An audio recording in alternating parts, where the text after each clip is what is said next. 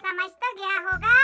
नाज़रीन, इस दौर हुकूमत में अगर कोई वजारत काम कर रही, सबसे ज्यादा काम कर रही है, बहरहाल सभी लोग काम में लगे हुए हैं, लेकिन जो वजारत सबसे ज्यादा काम कर रही है वो है वजारत साइंस एंड टेक्नोलॉजी। जी हाँ नाज़रीन, रोज कोई ना कोई रिसर्च पेपर इनका शाया हो जाता है, जबकि कभी कभी दिन में 4 से 5 रिसर्च पेपर भी शाया हो जाते हैं। और इनकी नई रिसर्च के मुताबिक हमें ये पता चला है, जो कि हमें इतने सालों से नहीं पता था, क्योंकि हम नहीं मिट्ठू नहीं बोलते, बुरी बात। हाँ, तो हम कुछ थे, इस वजह से हमें नहीं पता था, लेकिन अब हमें पता चल चुका है। और यह पता चला है कि गरम मसाला अगर आप फ्रिज में भी रख दें तो भी गरम ही रहता है।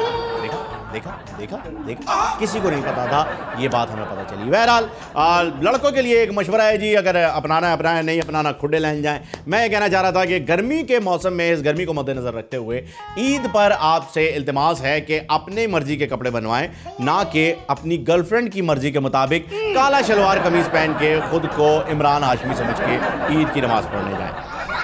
काला जोड़ा पा साड़ी फरमैश ते ए रंग कदी नहीं पाया, ए पाके नहीं इतराया।